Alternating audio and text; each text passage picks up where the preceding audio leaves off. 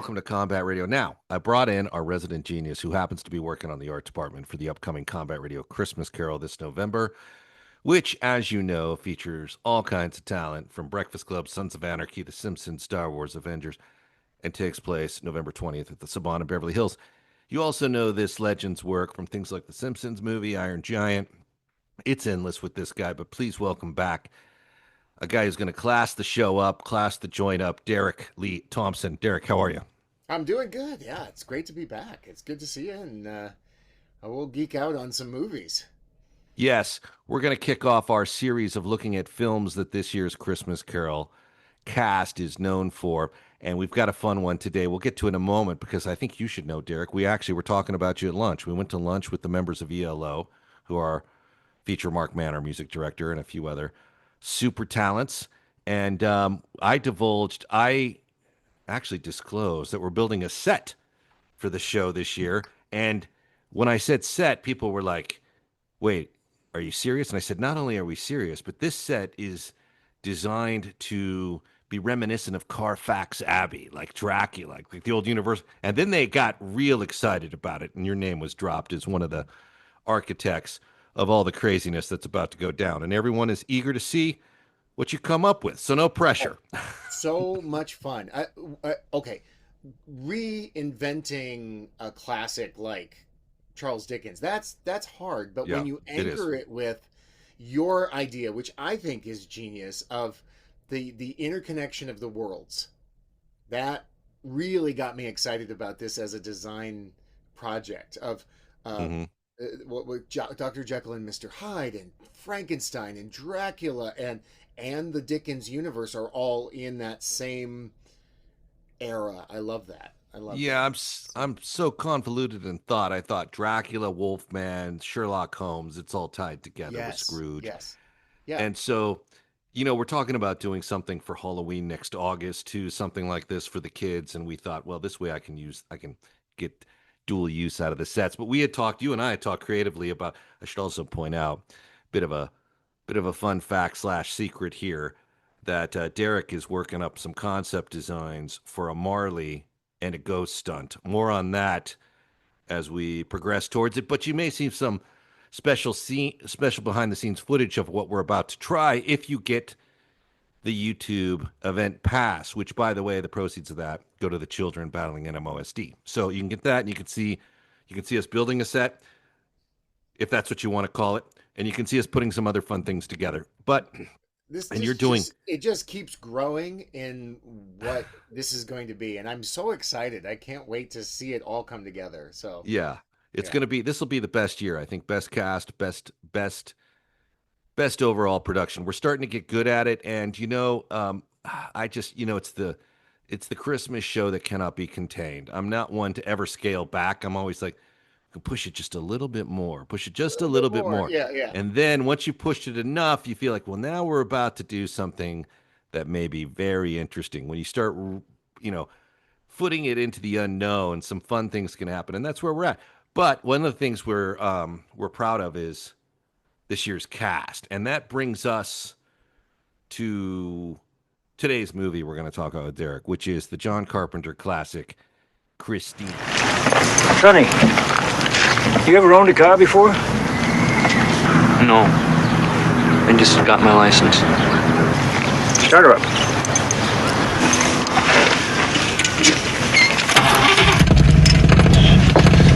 Her name's Christine. I like that.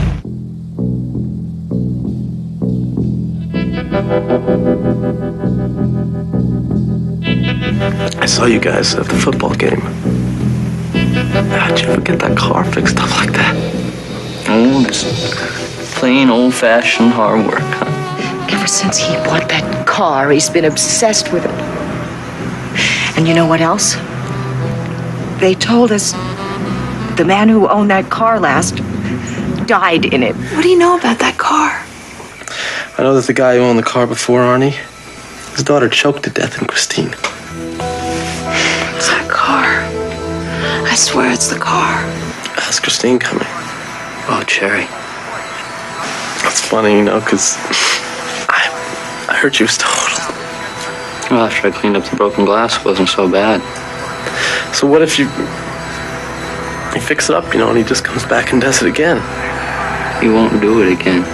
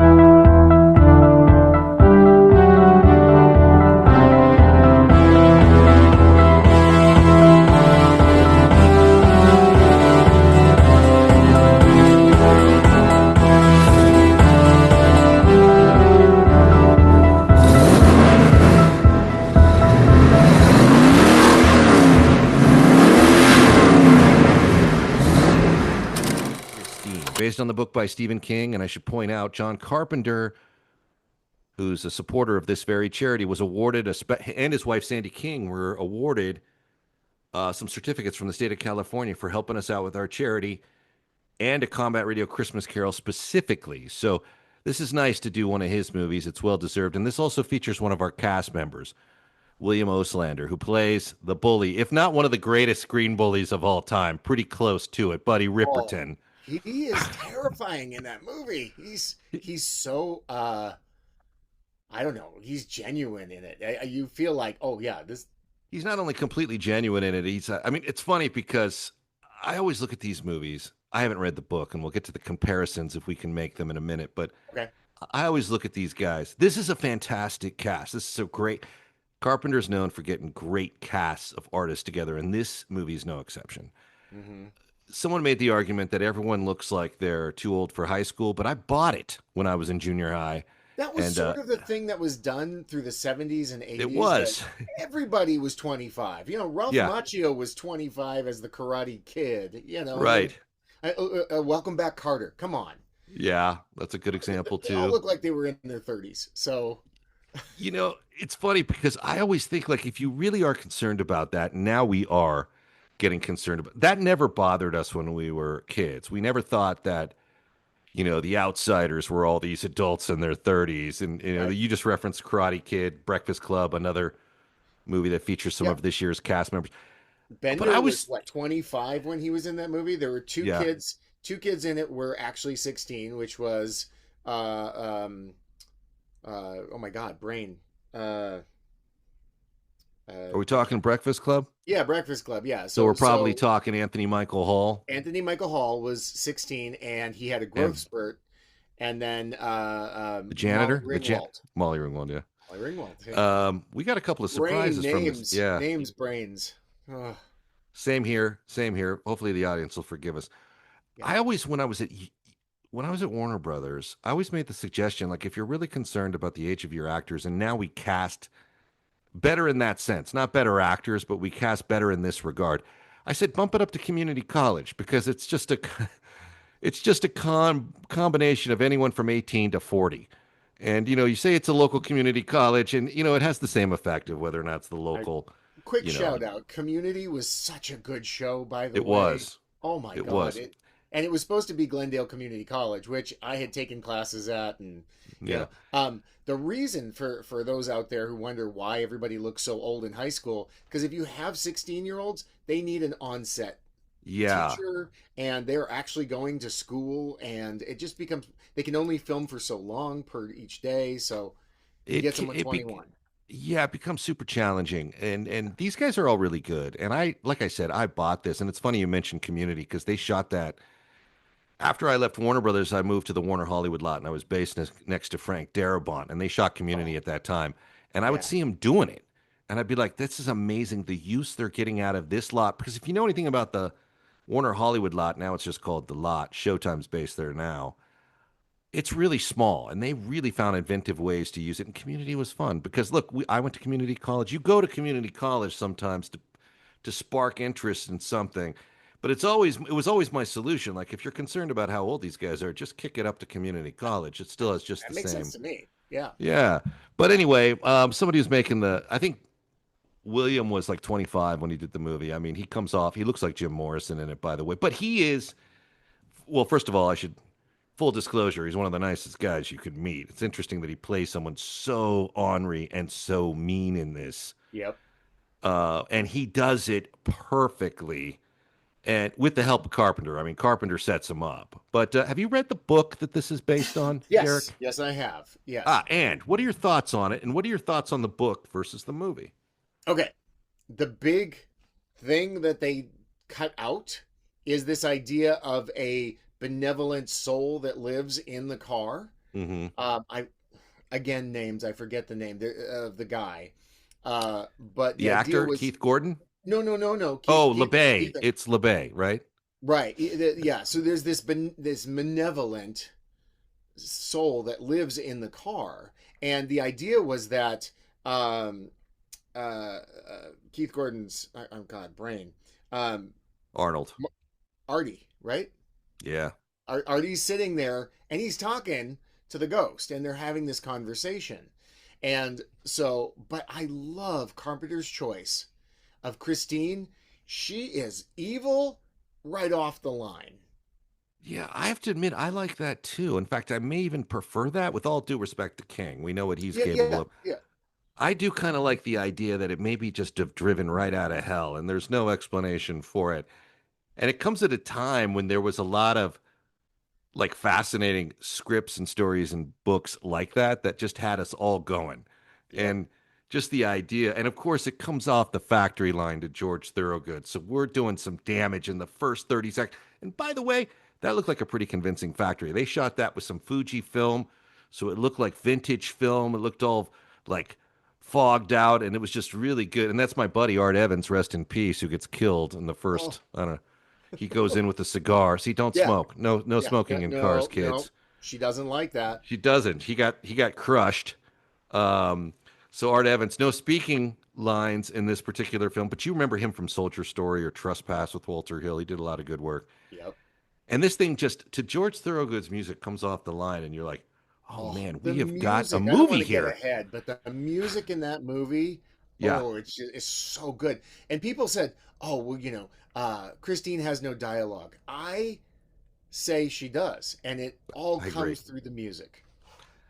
I agree, and I think the music supervisor would also tell you you're right. I do think they pick things, for with a lyrical sense of as if the car was communicating. But I love the idea. Carpenter has always taken interesting ideas and supermaxed them to more interesting places. He is, well, there's directors, and then there's directors with a point of view. Yeah. And Carpenter falls into that very small group of directors with a point of view that like you see a Darabont film, you see a Lucas film or Spielberg, instantly who did that film. I mean, at least I think us film nuts do. Yeah, we know. Yeah. I mean, it's fascinating because, like, the first 45 minutes of the film is the first day. If you think about it. I mean, well, not the first day, because you have this factory manufacturing. But that's a moment. callback. Yeah. Yeah. But then, he picks up Artie for school. They go to school. They deal with the bully. They go find Christine. They buy it off of Roberts Blossom, who, by the way, is perfect. Yeah. In this. Oh.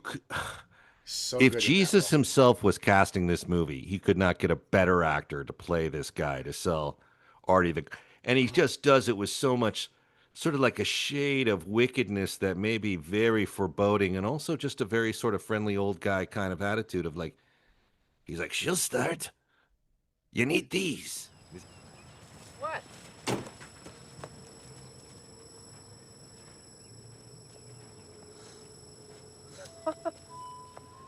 Jesus.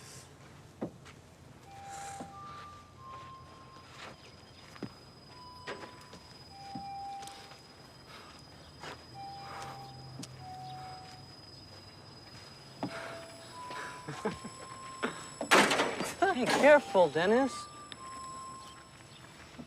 That's a piece of shit, Arnie. Well, she could be fixed up. She could. Yeah, well, she could be really tough.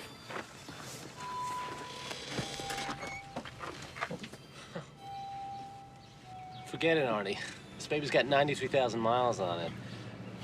Probably 193. I don't care. Bet it won't even start. She'll start. You need these.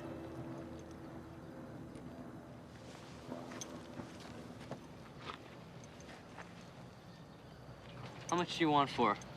I mean, whatever it is, it's not enough. Jesus, Arnie.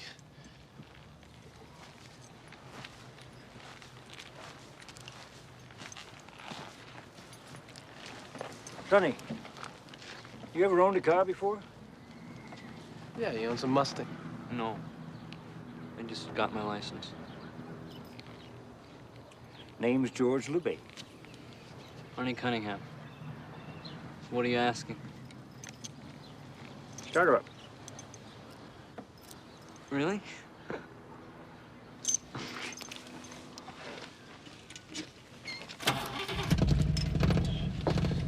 Her name's Christine.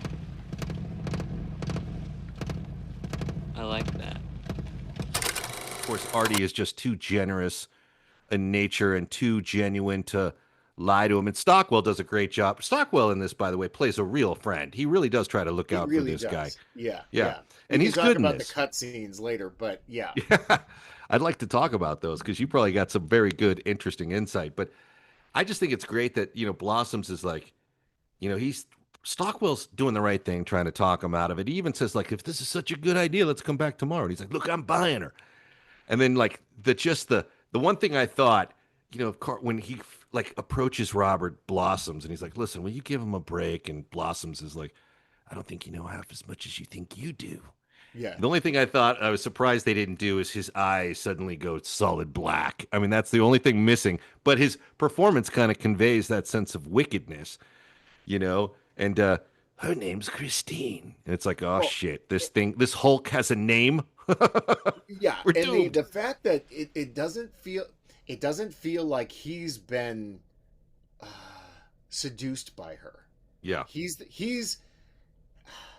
curator, or he's the conservator of the car. But right. I feel like he never actually went in it. He knows better than to go in her.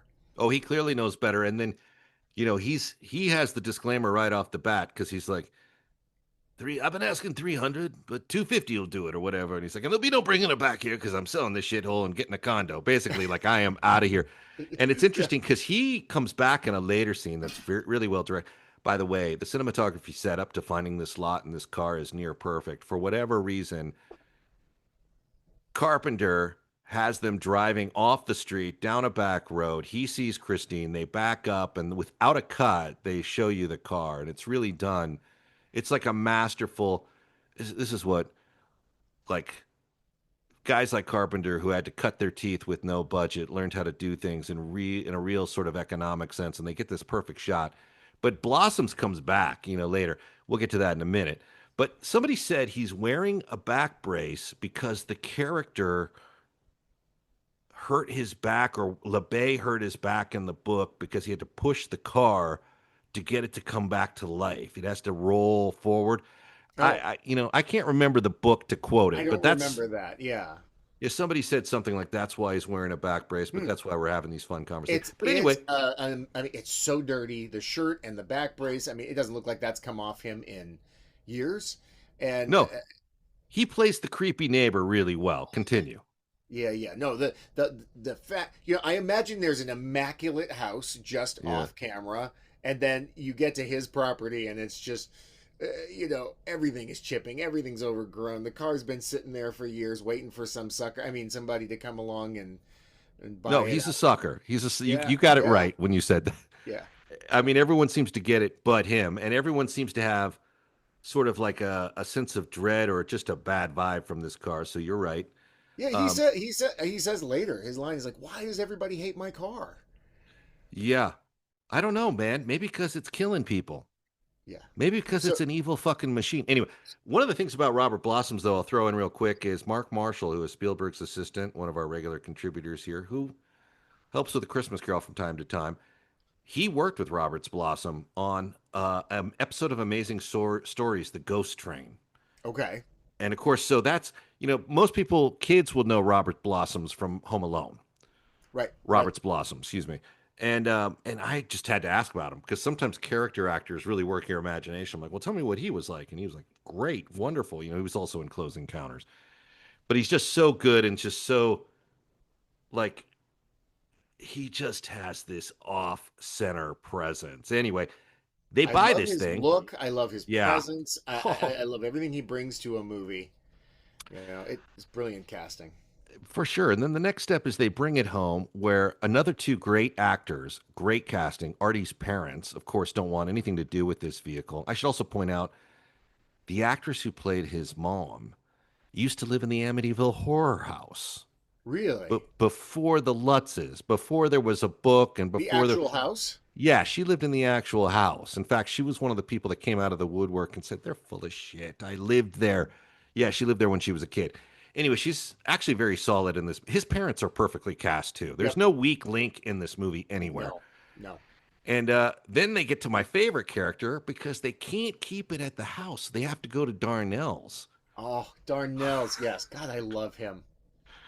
And Robert Prosky should have gotten an Academy Award nomination for this, but this movie came out in the time when they did not do that for horror movies. No, horror movies will not get an Academy. No, I mean, okay. No. Now, like movies like The Substance got an Academy Award for makeup, right? Yeah. But back then, you're right. Yeah, no. But this guy, so good in everything he did. He later replaced a friend of mine on Hill Street Blues as the watch commander, but prior, he was so good in The Natural, in Thief for Michael Mann, and in this, he is so good. Like he can't even. It's like he's got the tobacco juice coming. He can't even keep it all in his mouth. Oh yeah. And he looks like he's been sweating in the same tie and vest since, Tuesday. And he's had it on all week. But the dialogue is so gentle. He's like, when that thing comes in and it's just like pumping exhaust, it looks like somebody like dropped a smoke grenade in the garage. And he's like, if you sold him that piece of shit, you would be ashamed of yourselves. And Stockwell's like, I didn't sell it to him. In fact, I tried to talk him out of it. And Prosky's like, you should have tried harder. And it's just so funny when he walks up, and then Artie comes in and introduces himself, and he doesn't even allow it to happen. He just points. He's like, "Okay, bub, that's the last time you run this thing in here with that exhaust without a hose attached to it. You bring that mechanical asshole in here, and you're out." And it's just so funny. He just cuts it, and there's no smoking. That's another thing. I don't put up with no smoking. And then Stockwell's like, "Sir," he's got like a poker game going in the back, and those dudes are smoking. He's like, "Those guys over there are smoking. Better tell them to stop." He's like, "You trying to help your friend right out of here, bub?" And he's like, "No." And then he starts flipping them off. It's just that exchange. Those, you can tell when great actors are just playing to each other. Yeah. And that's one of the Keith Gordon, Stockwell, and Prosky are just like bang.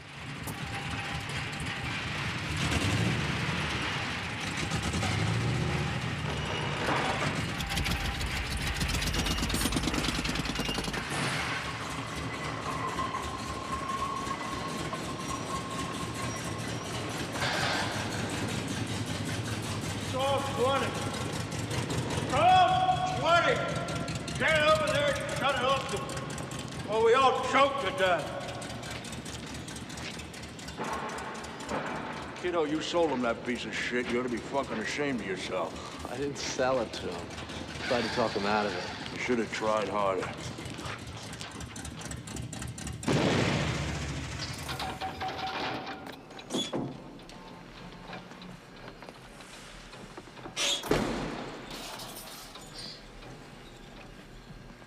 I knew a guy had a car like that once. Fucking bastard killed himself in it. Son of a bitch was so mean, you could have poured boiling water down his throat. He would have pissed ice cubes. Okay. That's the last time you run that mechanical asshole in here without an exhaust hose. I catch you doing it one time, and you're out. You understand? Huh? Yes. But I'm gonna tell you something else right now. I don't take any shit from you kids. This place is for working stiffs. Got to keep their cars running so they can keep bread on the table. It's not for rich-ass, snot-nosed kids who want to go dragging on the orange belt. I don't allow no smoking in here, neither. You want a butt, you go out in the junkyard. Oh, well, I don't smoke. Don't interrupt me, punk. Don't interrupt me. Don't get smart. Sir? Why? Those men over there are smoking. Better tell them to stop. You trying to help your buddy right out of here, Chuck? No. Then shut your pie hole. I know a creep when I see one. I think I'm looking at one right now. This is like a director's dream. I guarantee you, Carpenter had no problem with this cast coming to work. No, well, I mean, it was tailor picked, and at the time, these were not the A-listers. Like, no, I don't know if you know, but they were looking at Kevin Bacon. They were looking at John Cusack. They were looking at, for the girlfriend. They're looking at big names at that time, and it just didn't happen. I should point out too that Alexander Paul, who plays the love interest, and Buddy Repperton were dating at the time. It's interesting because Stockwell, or not Stockwell, Stockwell too, but Gordon had to play this out of sequence, which does demonstrate his skill set. He's now a terrific director, but both of them are, Stockwell as well. But, to play Artie, broken glasses, insecure, trembling, naive, don't shove a switchblade into my lunch, that guy, and then to be this evil guy, that shows some talent, man. Yeah. Well, and he was method on that, we can tell the audience, I guess.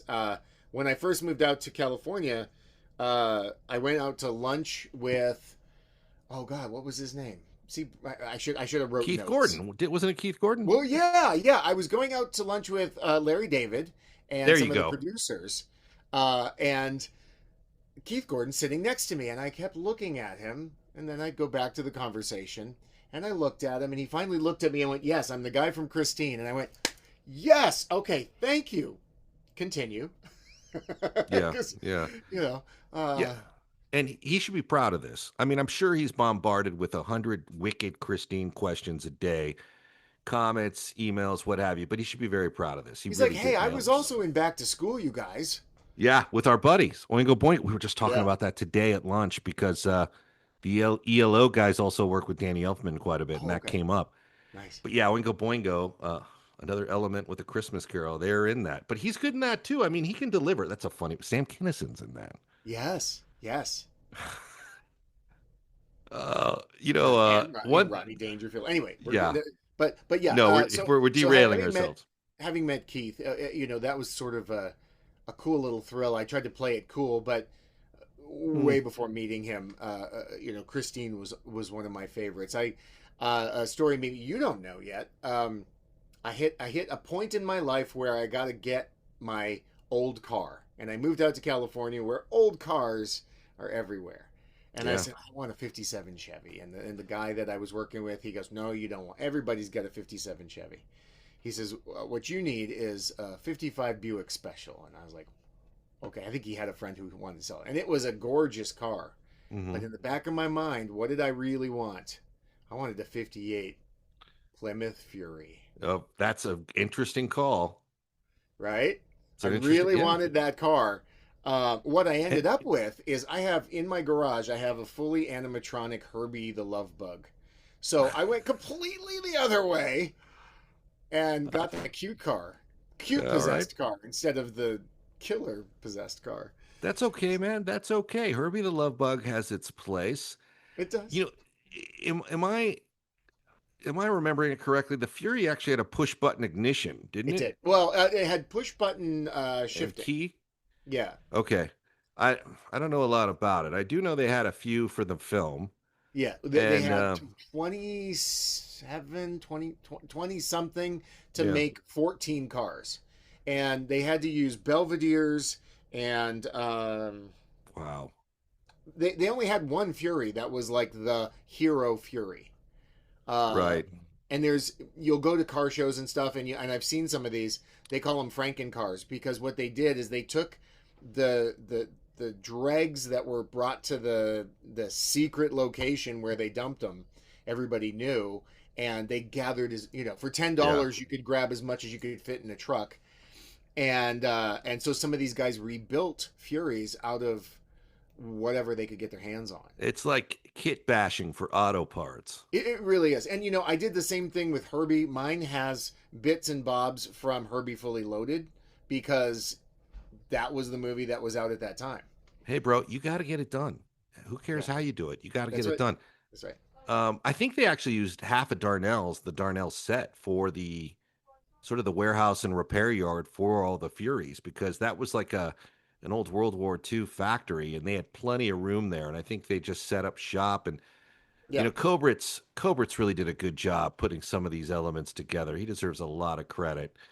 And producers don't usually always get the tip of the hat. Carpenter obviously delivered magic, but he really did. I mean, to go out and get all these cars and the way the studios are, there was not that many Furies to begin with. Stephen King picked that car because it was obscure, and because if you look at it, I as an artist looking at that car, it has the lines of a muscle car, but it has fins and chrome like the 50s, so it has a foot in both eras in the best way possible. It's got that giant engine in it that just growls, and they actually used a Mustang, I believe, as the sort of voiceover for the car, because they were like, well, it sounds good, but let's make it sound even more gravelly and growly. That's what they did on the car too in '77. My friend who directed that, who actually drove it home a couple times from the set, said they had to do a lot of that too. They had to dub in another engine and sound, and that's the other haunted car movie people draw to. Although I do think this film is a little bit, I don't want to say it's better, because that's a kind of a punk way to put it. This one is more enjoyable for me than the car is. I agree. I agree. I don't know. Maybe it's Christine has so much personality that you put into it. They're not shoving it down your throat. She's a presence through the whole film, and it's absolutely captivating. Yeah, and I like the other thing too is this soundtrack. Carpenter, of course, having done it, is a little bit more subtle than Carpenter's other soundtracks, and this may be my favorite one of his. The music, I sometimes find myself putting this movie on if I've got like clerical work to do, just to hear it. Yeah. And I mean, yes, of course, I can play the soundtrack, people. I'm aware of that, but sometimes it's more fun to hear the scenes play out as well. But we're getting to a point here with this movie where we're kind of getting away from the plot line. And if you haven't seen this movie, spoiler alert, it came out in 1984 or something, and you're not, you should have seen it by now. Put it that way. So you're fucked if you're listening to this. Where I was dreaming about driving someday. Mm-hmm. And so every car I've had since I had my first car has had a name. I named all my cars because that's what you did. It's Christine. Yeah. She has a name. You got to name them. So, yeah. When word breaks that LeBay's brother died in the car, one of many people, and Stockwell's character goes back to the house to confront him and says, Artie would have never bought that car if he known somebody died in it. And he's like, either you're dumber than you look or you don't know your friend very well. That whole second scene, God, this one of the things I will say I love is just watching great actors do their thing. Even if there's, in part, when there's not a lot to do and they do it with just the dialogue. Mm-hmm. And he's sitting there and he's telling the story. And at one point he goes, I made him get rid of it. I told him he's got to do it for decency's sake, And then there's that pause and he goes, and then the car, of course, came back 3 weeks later. He's like, what do you mean came back? And then Carpenter's smart enough to cut, like he's not going to have the guy explain it. No. He cuts, like, think about what the audience needs to think about what that character just said. And then the car came back 3 weeks later. It's like, huh. Yeah. And that's the thing I love about this. There's that space for you to think about it. Oh.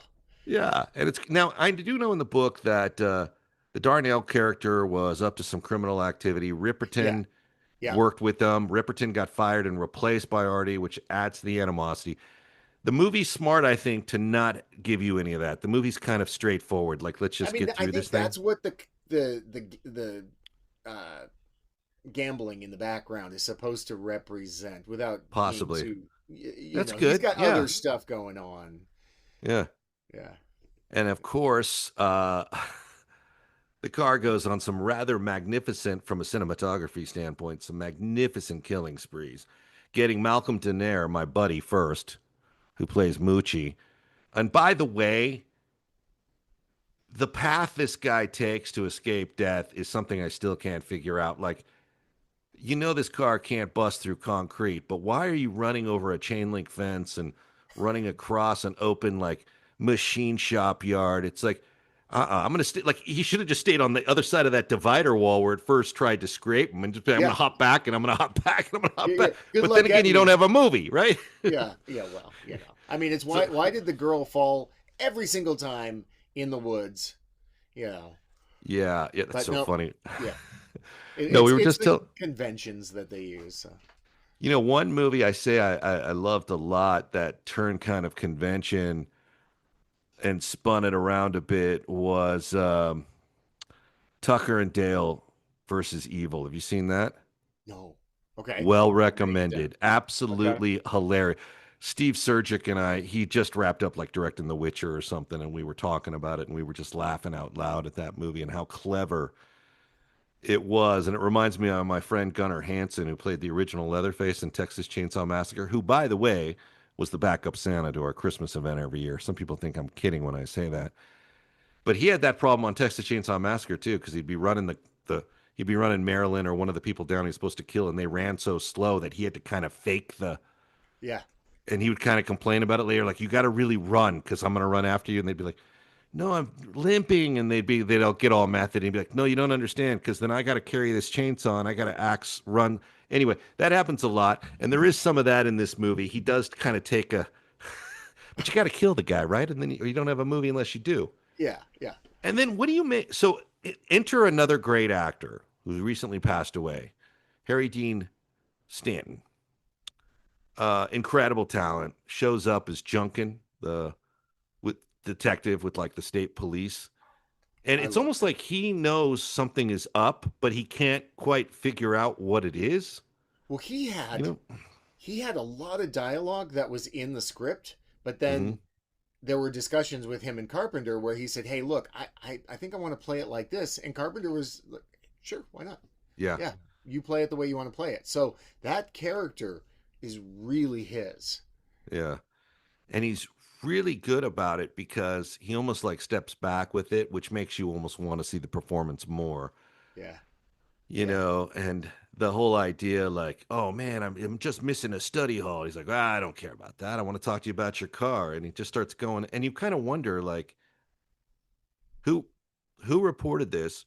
What is he I'm glad they don't explore it too much. If they did this today, there would be scenes of the Stanton character at his desk looking at like pictures and like a board of like clues and trying to figure it out. And then at some point it's going to click, the car is possessed. Can I get there in time? That's how they would do it today. And I'm glad they did it now where it's like, maybe he knows, maybe he can't figure it out. Whatever. Good luck. I mean, did you, I don't know if you felt the same way, but it's beautifully ambiguous. Yes. Is Artie complicit? Is Artie in the car as it's taking these people out? Yeah. Does Artie check out and his eyes turn white? We never see that. It's just. I like to think he's never in it. Well, he is in the end, of course, but I like to think. And then when the car kills Darnell, it's obvious he's not in it. So I like. Right. That's so creepy cool that the car comes in, parks itself, the lights go down. Yeah. And then Darnell's like, hey.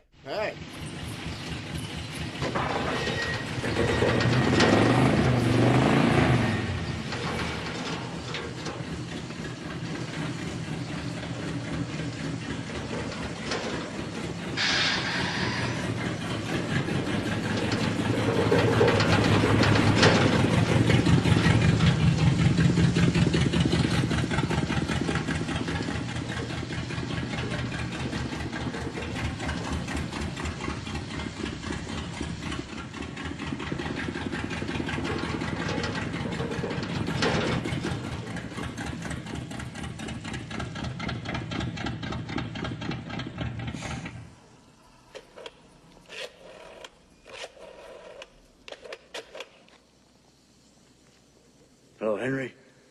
This is Will. Listen, Cunningham get there? Is the order okay? Good. Listen, he was driving my caddy, wasn't he? Good. Yes, take it easy.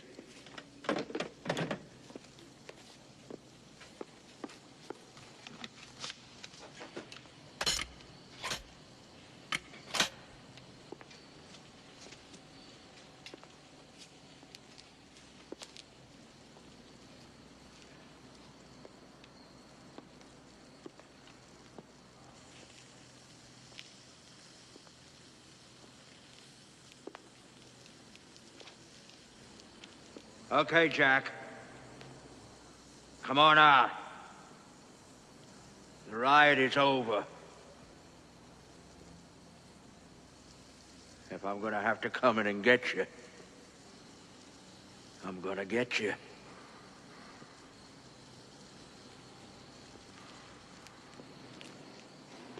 That's one of the all-time great scenes in cinema. It's just so subtle, and it's like spookiness, the way they did that, and to not ever overdo it. Oh, and the musical cues, right? Yeah, like you were talking incredible. about that synth sort of musical cues. Ooh, yeah, just, so creepy cool.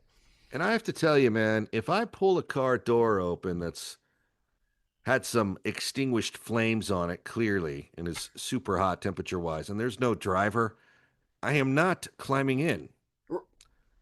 There's just something about that I'm not doing. Nope. Nope. That's when you back away and call somebody. Yeah. Yeah. And I understand Darnell's got to die too. I mean, there's a huge hit list in this movie. This car racks up some kills. Yeah. But I'm not getting in it. And by the way, you and I know, because we live in Valencia, a lot of the locations are out here, including the Buddy Ripperton death scene and the liquor store. All of that's out here. In fact, we should get him to go to the locations with us when we do A Christmas Carol, when he comes down from up north and shows around. Yes, absolutely. But those guys, after Moochie died, it's now Moochie. I'm sorry, it's been a day. Moochie dies.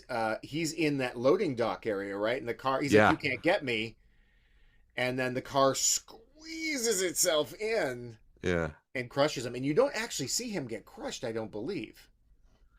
No, you don't see it. It's shot in a way where it's definitely implied he's dead, and they refer to it. Junkin refers to it later as like they had to he was cut in half, but then the script is really economical because it kills three at once, and then Darnell kills three, and does it in spectacular fashion in terms of cinematography. I mean, that car on fire. The seat edging forward and squishing him against the steering wheel. Yeah. While the song ebbs out and the green plastic melts, it's just I agree with you. The song is the car communicating. I mean, come on. I can't hear you keep a knocking, but you can't come in. I can't hear that without thinking of Christine. No, there's no question that Carpenter, the producers, the music supervisors, were all in on that. It's way too appropriate to be a coincidence time and again. And that's a nice touch, too, because you're always wondering what's the motivation here. Why would a car come off the factory line and start killing people? And the reason is because it makes a fucking good movie. Excuse my language. Right. That's the reason. Right. So if people don't know, those cars only came in beige. So I didn't know that. Yeah, the cars that were on the line, other than Christine, were how they looked. They came in beige. It wasn't like you could pick red. So that even adds to it. Like, did she change her colors? Did she decide she's going to be red? And somehow, I mean, if she can fix herself, maybe she could change her color. I don't know. Well, it's a really cool visual that one of them's red, and that's the one that's demonic. So perfect. It's so perfect. Now, the other thing that I thought was interesting is, and this is another movie that I liked, The Thing, that Carpenter did before this bombed. It just didn't do well. And so he was like, I need something else to work on. And interestingly enough, Christine hadn't even been released as a book and was already optioned to be made into a movie. So they were on it. I mean, because you realize Stephen King was so hot at that time. Yeah. And Kobritz, who produced this, had a great relationship with King because King felt he was represented well in the miniseries for Salem's Right. Lot, rather, which was directed by my buddy Toby Hooper. Mm. And rest in peace. Keeps coming around to Texas Chainsaw Massacre today, but yeah, he really represented King's work, I think, in a way that King appreciated. So he had the front door marked on Christine, and Yeah. it's hard for me to believe that the thing was a failure, given how much I think it's one of the best movies ever made. But I blame the studio. I should also point out that our offices are in the old post build rooms and post building for the thing, and they did it right on stage 12, right next to us. So Wow. I think it's kind of a reverent place. But what happened, I think, is the studio's thinking shifted from we have an automatic hit, which is E.T. It's selling out. It's a vacuum of cash. The Thing, not so much. And they gave up on giving The Thing theaters, and they started pulling theaters from The Thing before it can find its audience.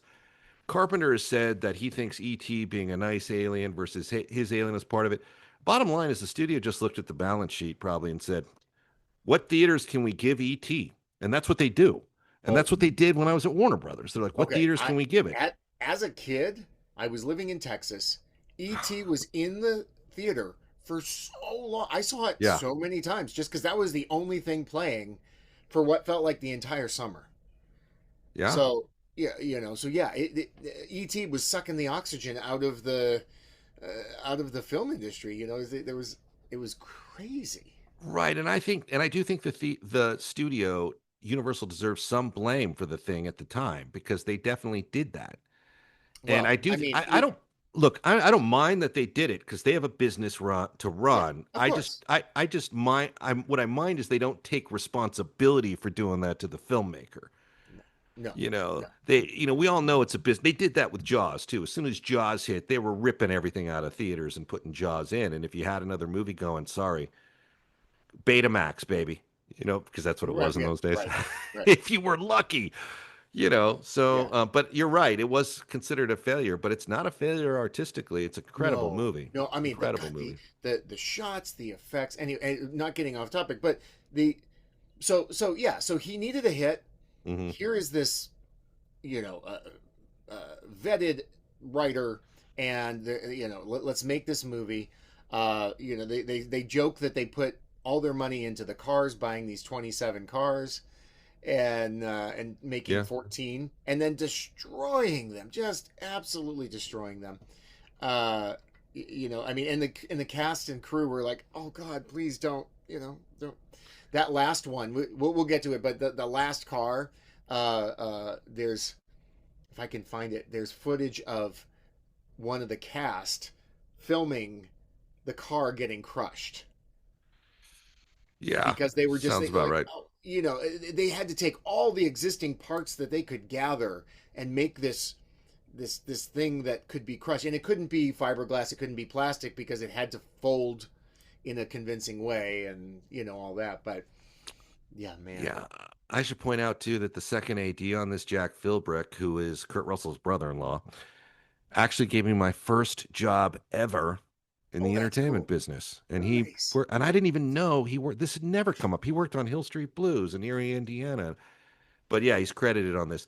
I love what they did to these cars. I love the way they shot it. I think the whole thing, man, is just, and it is a Christmas movie too, by the way, folks, because it takes place at Christmas and there's Christmas decorations, and that's the only qualification I need. That's right? it. So it counts. That's it. It counts. Yep. Yeah. I don't know. People love to make these arguments, but my feeling is if it happens around Christmas and there's Christmas decorations, it is a Christmas movie. We were arguing this the other night. Princess Bride is a Christmas movie. Fair enough. And you moonlight as Santa Claus at the Walt Disney House. So yeah, you would know. Yeah. Yep. You're the authority that knows. Movies. Yeah. Yep. Growing it out, getting there. Yeah, you look like you're ready to rock, buddy. It's going to be a fun season for you. All right, let's talk outtakes real quick. You got a class to teach, so what do we know as far as outtakes? Take it from the top. Okay, the big one, of course, is the love interest between oh God, I'm sorry, names. Stockwell. Artie's best friend and the girlfriend. There was a scene shot with them, kissing and all this, and they decided, no, we need to keep the friendships solid. We need to keep them, Artie and just they need to keep that friendship solid so that the end makes sense. Yeah, it's going to go that way at some point. There's far too much trauma. I mean, how do you live past an event like this?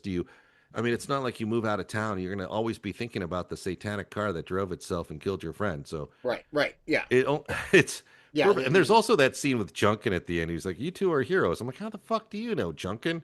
Yeah. Did you know this thing was possessed? Because they were there. He wasn't there. No. So it's kind of like, did you think they went to him and said he's dead? But here's what happened: the car drove itself." And he goes, "I knew it." Yeah. No, he's going to be like, "Hold up, you're both under arrest. You're under investigation at the very least. Hold on, what do you mean he's dead and the car drove itself?" But that is something they took out. There's a couple of other things I think they took out that were fun. But what do you recall? I'm trying to remember. There's some hospital stuff because he spends a lot of time in the hospital, and as an actor, he probably loved that. All he had to do was show up and hop into bed all day. I do know. I mean, one of the side things that I thought was really interesting was the very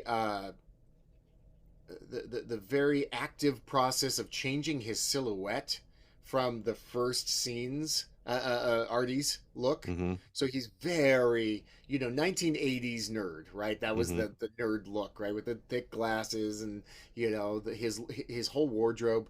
And then by the end, he's looks slick. He kind of looks kind of 50s, and they put the dark rings under his eyes, and talented. The guy is so talented. He was very method on that. We talked about that. He was very method on it, and really embodied that character. There's also some really interesting lore about the car, that people were just terrified of the car in real life on the sets. Really? Yeah. That the car would creak or things would move. How much of that's legend? How much of that is guerrilla marketing? Well, any studio publicist worth their salt is going to ramp all that up to 11. It doesn't matter what you witnessed. It's a big thing. I mean, I had a friend who was a mechanic, and he said he had a Jeep one day that would turn itself on, and then it would turn itself off, and it would do that, and they couldn't figure it out for days. And then what they realized is an ignition wire was some close enough to metal where every once in a while it would touch and turn the engine on. There are real world explanations for some of what you're probably witnessing, especially when you're putting together a car, you're doing a Frankenstein model. It's probably going to be a little rickety, but it's fun to talk about. And hey, if there's more to it, even better. But there's absolutely no way they would not run with the car is haunted on the set deal. Just like when they talk about the Ouija board scene, which isn't in the movie, they talk about it after the fact, and they say, "And the fucking lights went out in my house and crazy shit happened." And it's gold. It's all gold, But there's another scene that's cut out, and it has George Thorogood at the end with the screenwriter. They're like wrecking yard employees, and I guess it didn't really work. So the screenwriter says, thankfully it was edited out, but he probably would have liked it in at this point. It would probably have been a fun thing. Carpenter's good about that, though. What were you going to say? In my memory, the bumper moves, or a part of the block of car. Yeah. Right? Yeah. But it cuts so quickly that you wonder. You go, wait a minute, did it move? Or it does move. It absolutely has to move. It's the best way to possibly end the movie. Yeah. Okay. For two reasons, I like Christine in the same way that I like Iron Giant, self-plug, right? Mm-hmm. It sort of ends with hope in a weird way, right? Because, the giant is blown to smithereens, and you see all the pieces coming back to him, and he smiles, and that's it. That's the end of the movie. And with Christine, she's this block of, almost like a modern art block of metal and chrome, and then you get and then it cuts. Giant, without a doubt, is one of the greatest endings. Fantastic movie. Fantastic. Yeah. One of the greatest endings. In fact, I think I told you. Another thing about that is the studios not backing it, so not to get off subject, but it was the same kind of thing, that the movie was not backed by the studio. They didn't understand this idea of using 50s music as as a way to communicate to the audience, which is another sort of similar thing. Using God, the music in Christine, it gets me every time. Yeah, it's incredible. I mean, the studios stand just as much of a chance of getting it wrong as everybody else. The only problem is the studios hate to admit that about themselves. Yeah, yeah. But we made a lot of mistakes, especially when I was at Warner Brothers. I mean, damn, we made the Exorcist prequel twice. We didn't do a lot right. We, God, I've had this love-hate relation, not hate, just love, like, what the heck is going on relationship with Warner Brothers, because they will just shelve things. They will just, Brad Bird said to us, just keep going. Yeah. Because if we stop, they might cancel us. So just keep going.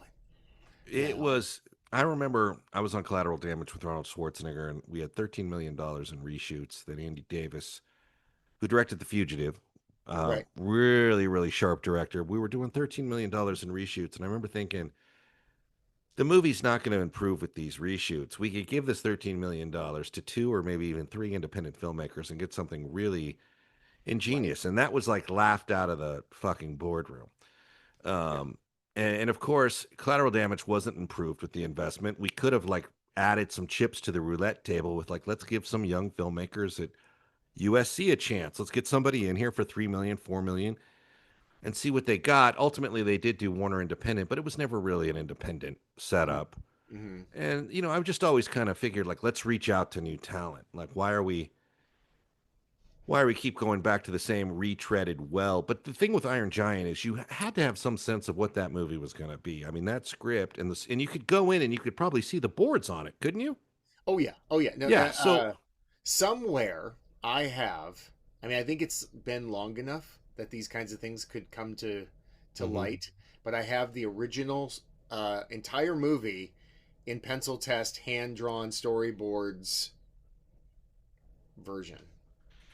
Yeah, so it's irresponsible for the studio to suddenly be surprised when it's in production or close to the end of production to not know what they have there. I would have to say... But like Christine, okay, Christine was, from the beginning was a sleeper, right? Everything was going... Freddy Krueger. Everything was more gore, more just in order to get the R rating. They had to up the ante on the dialogue and add more F-bombs just so that they could keep the R rating for Christine. It's hard to believe that the F-bomb does it when the car running over somebody on the highway on flames does not get you there. Right. I have to kind of question our rating system. But one of the things I got to give Carpenter credit for, in addition to everything else, is he does not dumb this down. Nope. He did not make this dumb. He did not, now they would be so tempted. They would have that character who does everything in conversation with the purpose of really telling the audience what's happening. And there would be some idiot folklore moment where they go, I was reading in a book at the Church of Satan where this car has existed since the 50s. And this is what happened. And they'd find like some weird paranormal code. Like the audience would need that. Like the studio would think the audience would need that. This doesn't have any of that. Like it's all implied by Robert's Blossom that, dude, this thing is kind of beyond our understanding.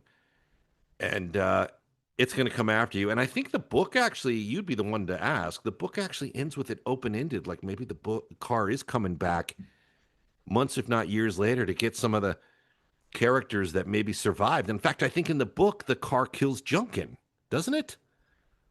Doesn't it kill the police detective?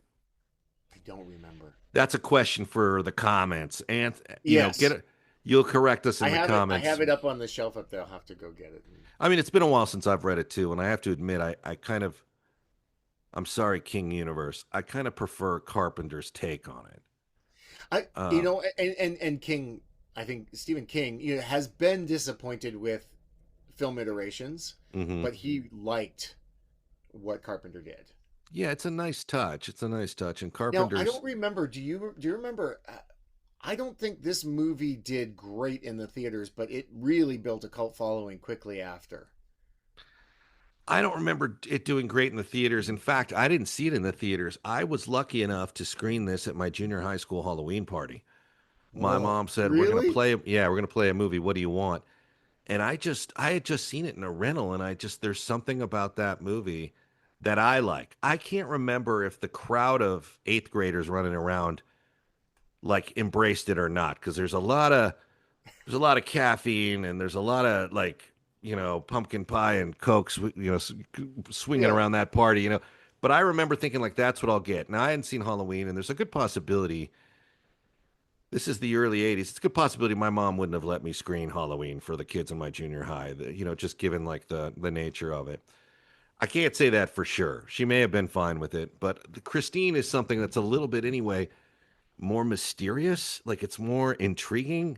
The Yeah. trick with it though is it doesn't just light it up right away. It kind of like slowly ratchets towards where it's going, and you have to kind of ride it out. But I like that now. Yeah. I enjoy that. Yeah, I I mean, like that. I like that steady build, and by the yeah. end, you're in it. You're completely in it. Yeah, and all these actors are fantastic. And Carpenter's got his blocking on point. It's seen in the Buddy Repperton book. I mean, this thing moves so efficiently. It's like the first day is them getting to Darnell's, and then before we know it, they're killing this thing in a garage. Yeah, yeah, yeah, yeah. In the same garage. Yeah, Yeah, yeah. I mean, yeah. it tries to kill his girlfriend, right? Tries to choke her out. Yep. Which is, Um, what, with her piece of gum or with whatever she was eating at the yeah, like a drive-in, burger or right? something. Yeah, Yeah, drive-in yeah. food. She's Okay, not the first person to choke to death on drive-in food, though, I should say. We've all been there. But yeah, so, and I think that's actually the AD that jumps out and does the Heimlich. If I'm not mistaken, that's Franco who yeah, does. Now I have to look at it again, but I'm pretty sure. Carpenter, a lot like Lucas, kind of keeps these productions in the family. There's a lot of stock company jumping in and out of roles, and a lot of people behind the camera jumping in front of it at times. And Carpenter shows up in his own movies a couple oh times, yeah, oh yeah, you yeah, yeah. know, and he's good. And Jamie Lee Curtis shows up in parts not related to The Fog or Halloween. So, and you have to be kind of clever to spot it all the time. But yeah, it's like that. That's a great scene, though. The setup of that the car goes white and they're in the rain. God, it's funny because somebody actually had to explain.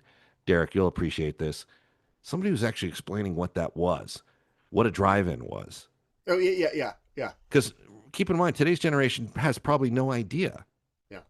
But there was a thing, you would drive your car, you would listen to the movie in this rickety box. That you put on the window. Yeah, you put it on the window, terrible sound, but you'd see this thing sitting in your car, and that was the fun of it. Yeah. It's kind of crazy, when As you a think kid, about that. a kid of the 70s, because I was born in 71. So a Mhm. kid of the 70s, my parents would take me, and it was a triple feature. So the first movie was a kid's movie. And half the time we were playing on the swing sets and getting concessions and not really even watching the movie. But I saw some of the best Disney movies at the drive-in. And then the I second bet. movie was a family movie, something that the whole family could watch. And then we were encouraged to fall asleep in the back of the station wagon while the adult movie played. Now, it wasn't adult, it's nothing triple X, but it would be a scary movie. So it would be Friday the 13th or some type of thing like that. I remember looking over the edge of the seat and going, I shouldn't be watching this. And yet I'd sit there and watch the entire thing and then have nightmares for weeks. Yeah. No, I saw a few movies in the See Me Drive-In, and it was always fun. You could go in your pajamas, you Yeah. can eat, whatever. And I remember one year we were at the drive-in when I was really young, and my mom goes, I want to see, she's a Beatles fan. So she goes, I want to see Sergeant Pepper, which, as you now know, doesn't have the Beatles in it. But, excuse me, fans would gravitate towards those things. It has the Bee Gees, which was a fun band, but it's not the Beatles. Bee Gees and Beatles, not the same. Yeah. And Peter Frampton, I think. But anyway, this movie starts, and I'm like, oh, I'm over this. Luckily, I turned around in the back seat, and although there was no sound, they were showing The Swarm. Now, On the other that screen, right? yes. Yes. Now, that is schlock heaven. But I'll tell you, man, when you're like 6 years old and you're watching dudes in like flamethrower suits jump out of a van at an abandoned military base and everything's about to go sideways, you're buying it, man. I was like, oh my gosh, they got The Swarm. I get to see The Swarm. My mom didn't care. She probably wouldn't have let me watch it, but I'm watching it anyway. So there's There's some of those. I actually miss drive-ins. I remember that there was 2 screens. Yeah. The other thing, we had a drive-in in New Hampshire, where I was from, until high school. Even in high school, we would pack as many people as we could in one car because it was by car. You paid by the car.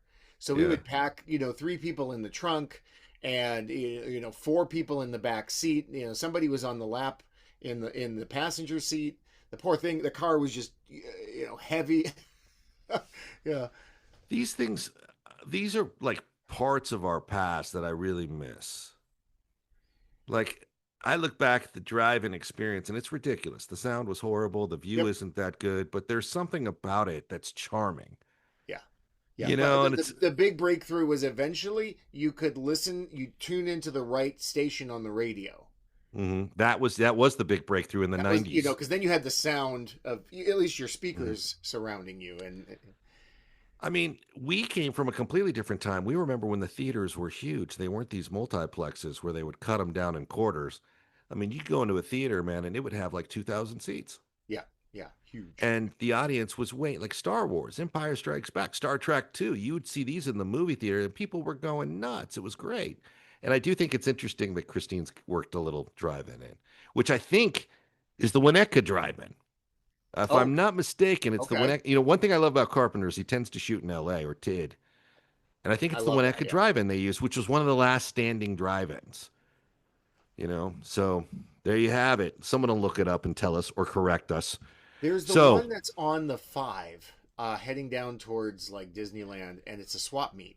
And they have, they'll have the tribute bands and stuff. Yep, playing. I know exactly the one you're talking about. Yeah. Sounds like someone has been to Disneyland recently. Not gonna name names. It sounds like someone has. Kids. Yeah, someone has just maybe made the drive. I know the drive-in you're talking about. I've never stopped for the swap meet, but I see it. Yeah.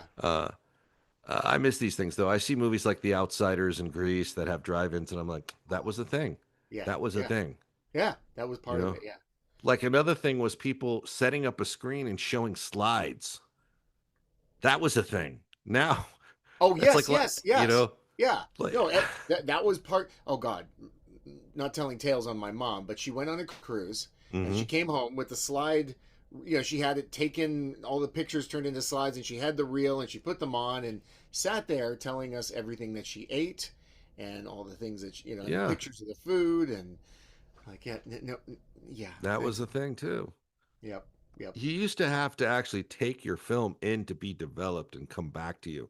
You can still do that. My son had, we still have to do it. We still have to develop them, but he took in, we didn't even know they could get them, but you still can get the old cameras, the disposable cameras, and then you take them into Walgreens and you can get them developed. Awesome. But it's awesome. It speaks to an era. It really does, and I mean, I'm going to tell you this. We had our issues growing up. I mean, I'm a kid of both. I'm a hybrid kid of the 70s and 80s. I was a young kid in the 70s, but a teenager in the 80s. Same. Yeah. Yeah, which was a great blessing in retrospect. And I look back and I think, there was something stress-free about, I don't have a phone with me 24 hours. If you need to reach me, and I remember when answering machines came out and recorded the message. Before that, you were just shit out of luck.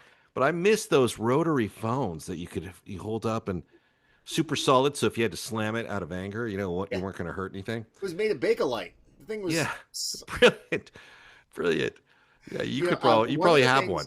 This is kind of a fun moment that I was glad I was there for. Hayao Miyazaki came to California and he was at the El Capitan promoting Spirited Away. And he said in actually pretty good English, he says, the DVD people don't like me saying this, but I want you to see my movie once and remember it like a dream. And that was kind of what we had as kids. You'd see these movies once until everyone had a VHS, or something like that. The industry being the pirates they are, VHS wasn't accessible for everyone. You certainly couldn't buy those cassettes were $100 to purchase. $100 a piece. Yeah. Right. That is ridiculous. Now you realize, and the funny thing about this is why I'm unforgiving towards the studios, even though I was employed by one you had every opportunity at every stage to overcharge, and you should never, ever be hurting for cash. You should have surpluses of cash from the Betamax, then the DVDs, prior to the DVDs, after the VHS. You know, the ridiculous highway robbery of the $100 video cassette that took them 99 cents to make. Yeah. We had to go to a store like a library and rent those. Yeah. You know, it's kind of crazy. I mean, I love where media and film and TV has gone in our lifetimes. It's amazing. Yeah. But interestingly enough, the best way to archive a movie is still on film. I agree. There's a whole documentary about it. If you can find it, it's worth watching. But they realize that you put it on a hard drive, and the hard drive will eventually stop working, because if you run the hard drive, it wears out. If you don't run it, it gets stuck, it gets solid, it won't run. And then, you know, who has a 3/4 inch player anymore? Nobody. Who, DVD players, VHS is, you know, it's just sitting on the shelf unplayed. It's degrading. Yeah. So, but 100 years later, you can take a film, slap it on a machine, and you can watch it, and mostly it's going to be okay.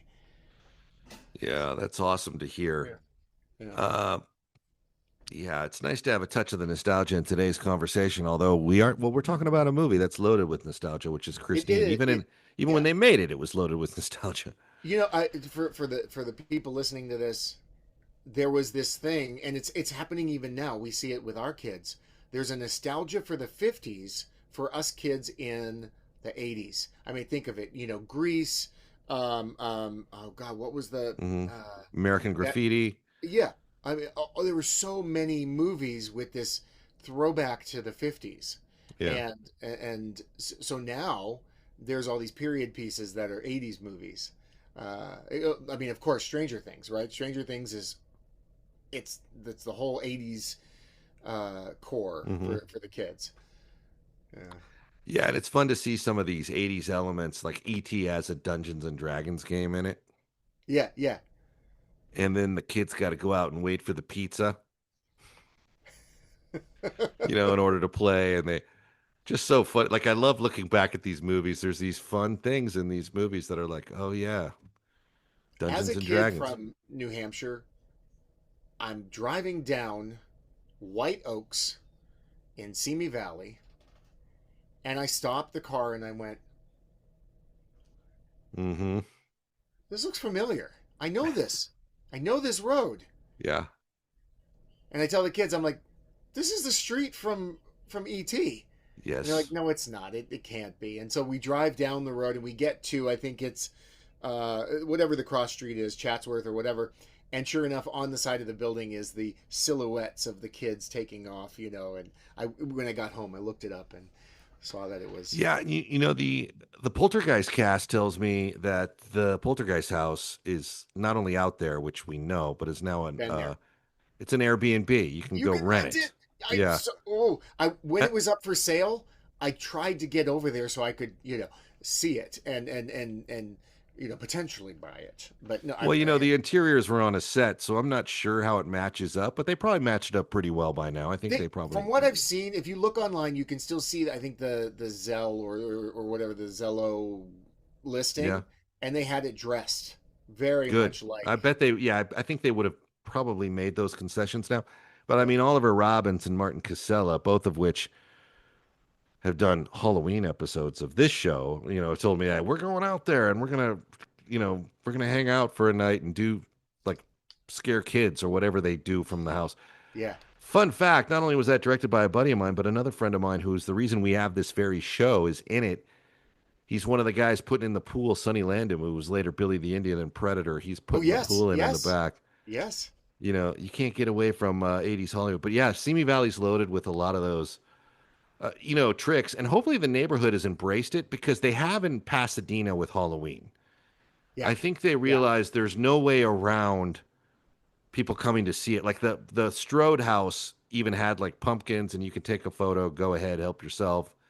And the hedge is still there, and they could have cut that hedge down any time in the last 40 years, and they've left it up, so they're obviously game. I mean, it's the same thing like Marty's house. The lady that lives there, is lovely, and she knows that fans come to get pictures, at Marty's house, and which was in Pacoima, but then got reallocated to another town so that it would keep the value of the house up. I mean, it's so funny. Yeah. Yeah, we have a lot of those locations here. I mean, we've got the rocks from Dracula, the bridge from Lost Boys. People when Yep, I have family pictures on the bridge from Lost Boys. It's a nice bridge. Yeah, Ironside Bridge or Iron something. Yeah. Yeah, like Iron Horse. Mm-hmm. Iron Horse Bridge. Yeah. I think because there was an old railroad. It's an old railway bridge. Yeah, yeah. It's not connected to the railway now, obviously. No, but it's funny because Joel Schumacher used to be in my building, and he gave me the production notes on Lost Boys once. And that's when I first learned, and we're going back to like 2001. That's when I first learned that wasn't shot in Santa Carla, the murder capital of the world. It was shot out in Santa Clarita by Magic Mountain. I was like, what? He's like, yeah. He's like, that particular scene, yeah. Yeah, and he was saying also that the house, a good part of the yard, and obviously the interiors, was all done on a stage at Warner Brothers. But anyway, Lost Boys is a subject for another day because that's a fun one as well. That's a good one too. But in closing with Christine, give me your favorite moment in the movie, if you will. I mean, we didn't talk about this, but there was no CG. No. There was no CG. That car fixing itself was all beautifully engineered bits of plastic and pneumatics, and they crunched it and then they played it in reverse, and the glint of the light on that mirror as it reversed itself. It's like having somebody walk backwards and filming it, then playing it the other way, so it looks like they're walking forward, and you're like, there's something off. There's something extra here. Yeah. And him watching the car fix itself, it's like, okay. And I bet they flipped the cameras on it to keep it first generation negative, I would think. That's an awesome touch. I think Roy Obergast, the same guy who worked on The Thing, probably is responsible for that. Yeah.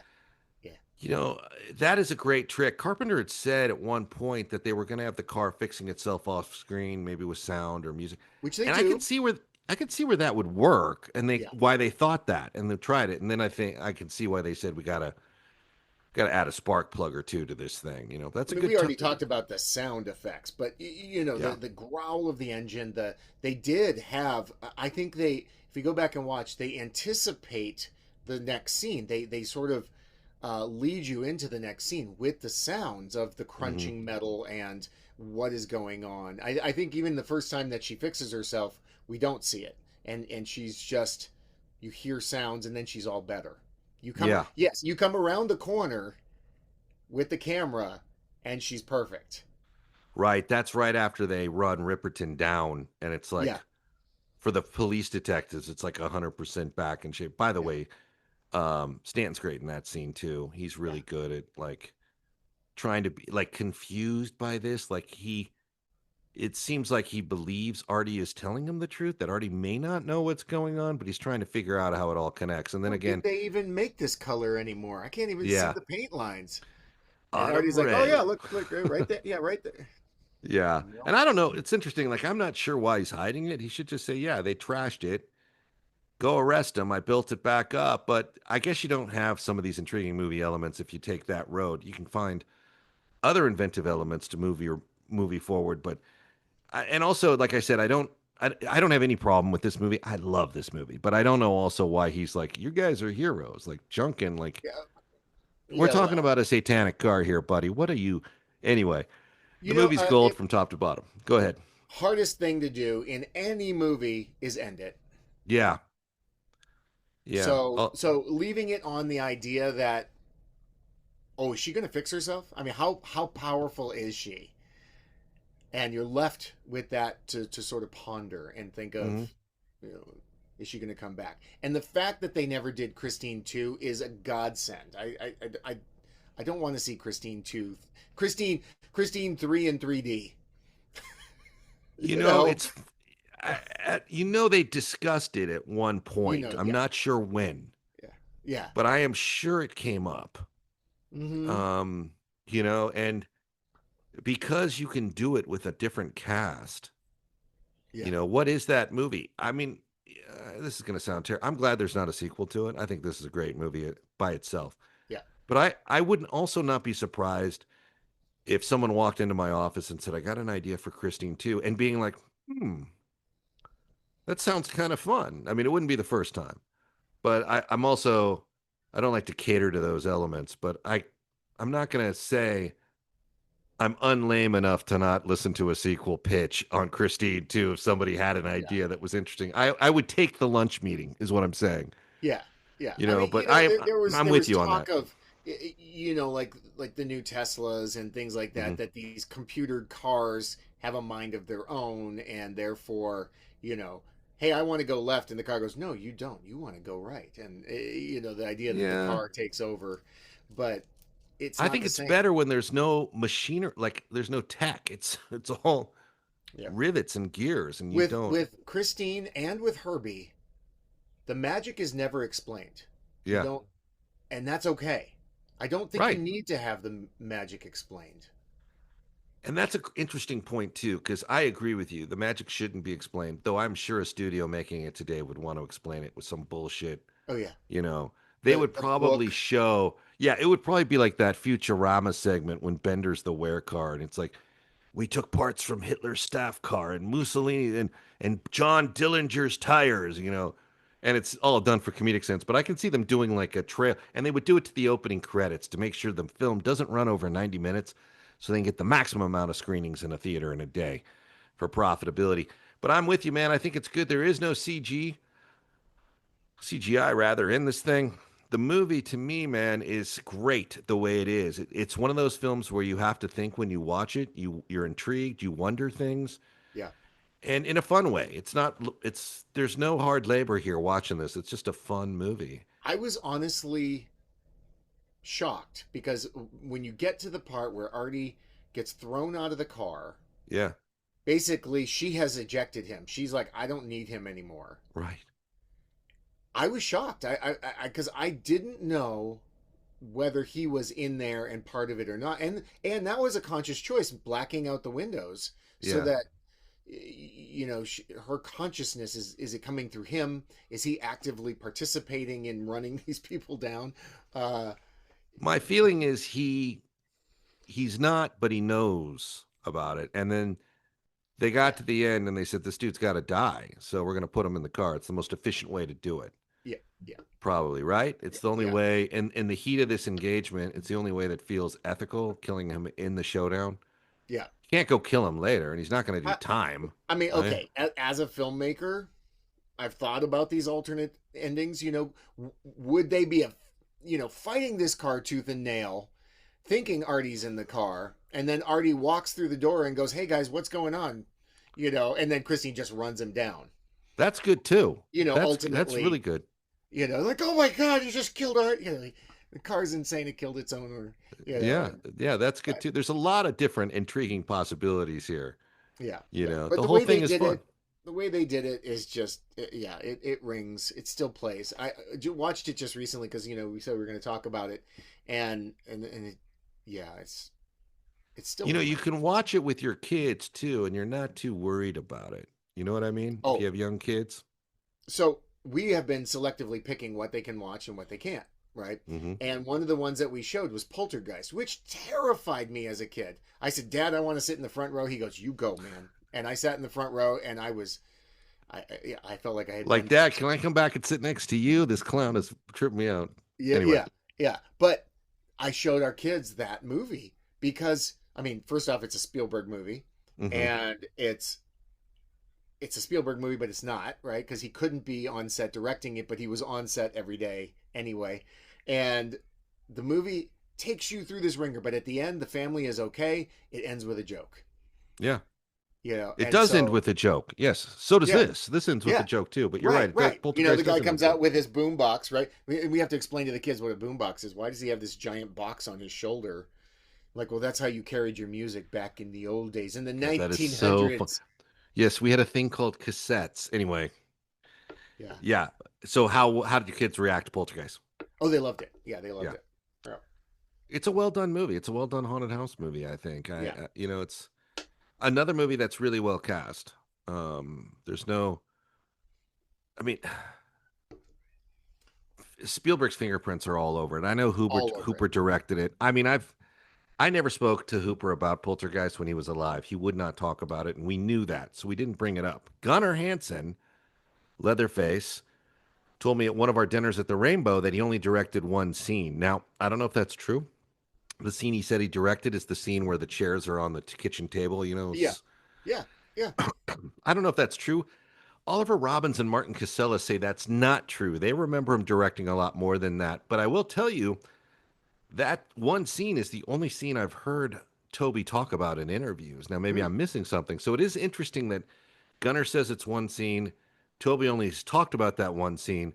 But I tend to trust the actors that were actually on it. And Oliver Robin, I loved Toby Hooper. And Toby Hooper was a nice guy. Yeah. And Toby was on set shooting. I mean, he was the director. He's credited as the director. Yeah. But, Spielberg wanted to direct the movie, but couldn't because he was working on, what was he working on? A Firestarter or... I think it might have actually been E.T., actually. You're absolutely I think it lined up with E.T. He was so busy on E.T., but yet he still would go out to the set as often as possible. There's moments like where the equipment comes to life and they're about to see a ghost, but they're tracking some energy and some activity. That feels like Poltergeist, especially the way the music's worked in. That feels like Spielberg. Yeah. But then when the coffins start coming through the floorboards, that feels like Hooper to me. And I think the end of the day is you have a great director in Hooper and you have a brilliant filmmaker in Spielberg, and they just, they both get into it. Yeah. And there was probably days where the studio needed to see something, so Spielberg probably said, "I'm going to shoot this so we can show it to these guys, so they'll shut up, and they'll listen to me if I walk in and screen a couple of things in the dailies, and then Hooper, you go do whatever you're going to do, And I can totally see a world where both those guys worked in almost complete harmony as well, where like, all right, Derek, you're going to get day 2, day 3, I'll get this. Yeah. And that's just the way it kind of comes together. And Hooper, he probably did not care. Not going too off subject. Well, it is going off subject, but everyone says Nightmare Before Christmas is a whose movie? Burton. Tim Burton. Everybody says Tim Burton. Come on, Henry Selick. Yeah. Directed that whole thing. He was off doing Batman. Burton would come in, look at things, kick holes in the wall, yell at everybody, and then go back and work on Batman. Yeah. So. Yeah. I mean, granted, it was his idea. We have his original book that we got all those years ago. When he was first a Disney animator and all that. And look, I even in the 80s, especially, but even now, if somebody said we're going to make this movie, Spielberg's going to produce it, and he's going to be on set with you, I would say fantastic. Right? Yes. Great. We're going to be on time every day. We're going to get great emotional shots. He knows what's important. He knows how to get it. He knows how to block. Good. Get him down here. I would not care. I just think that sounds incredible to me. Well, so to come back to Christine, Carpenter did the same. Okay. I was just talking to my kids about this, that I don't know if this is an unwritten thing, but this is what good directors do. You don't tell an actor how to say the line. You elicit a performance, and you let the actor do what the actor does by creating a condition that brings that out of them. And you see that in Christine. You see that these actors were allowed to do their craft. And you see that in a Spielberg movie, and you see that in a Darabont, and you see that in, the Green Mile, and not Green Mile, Shawshank. And, these are the moments that we treasure because you get to really see the craft. Right. And like we said at the top of the show, Carpenter's good at casting. He's always been great at casting. This is no exception. There is no weak link here. Everyone in this, from the shop teacher to Darnell, if you sold him that piece of shit, you will be ashamed of yourself, to Roberts Blossom. Everyone in this film is fantastic. His parents, everyone's great. And we should remind everyone in closing here that a couple of things. Number one, John Carpenter will be signing some Christine memorabilia available for auction online and in person at a Combat Radio Christmas Carol. to help children battling NMOSD. So you can get a signed Christine poster. And honestly, we can get a couple signatures on it for you because Buddy Repperton, our favorite bully, one of the best ever, William Oslander, I'll be is first part in of. line. Yes. I'll be like, get out of the way, kids. No. That one is mine. That William's also mine. a part of the cast, and we're excited to work with him. It's his first time doing A Christmas Carol. It's going to be amazing. Also, Fire and Ice, North and South, incredible actor, incredible piece. So you have a chance to get some signed Christine memorabilia from John Carpenter. We'll have some things from The Thing as well, and Halloween, all available for auction to help the cause.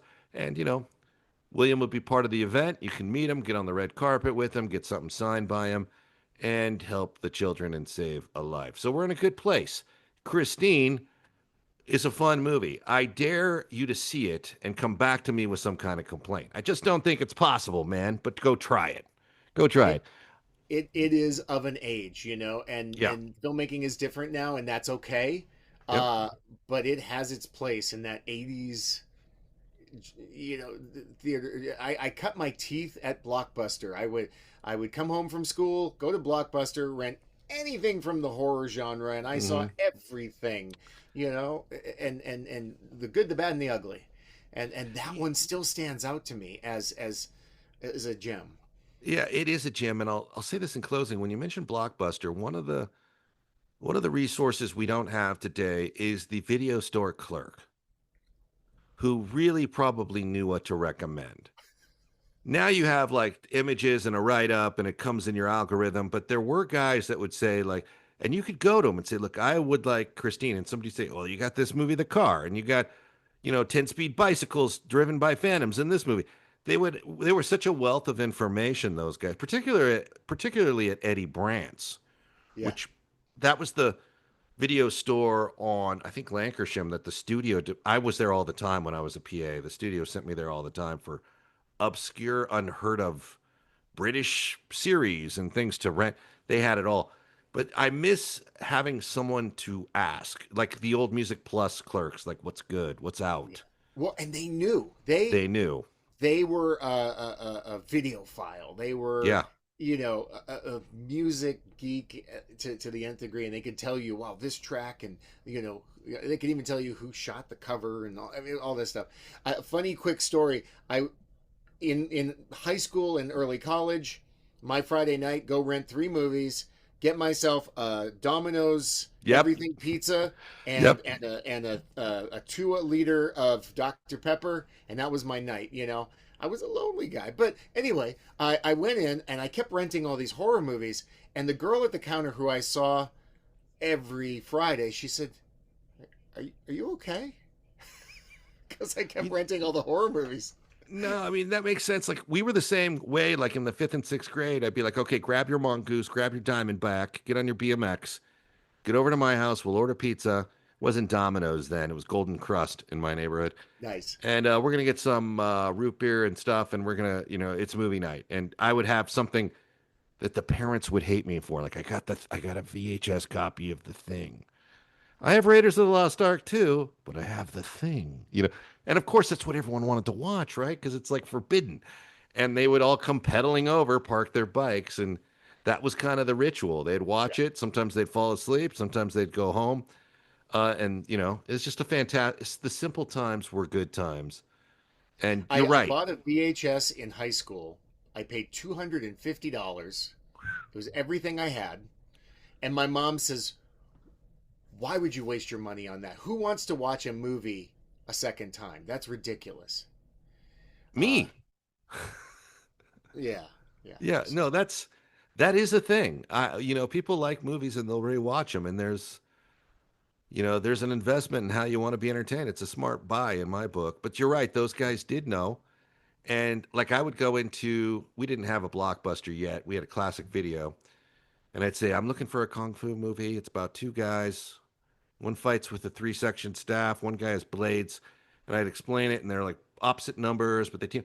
And he'd be like, Avenging Eagle. I got it right here. Like even if because Kung Fu Theater was a thing on Sunday afternoons.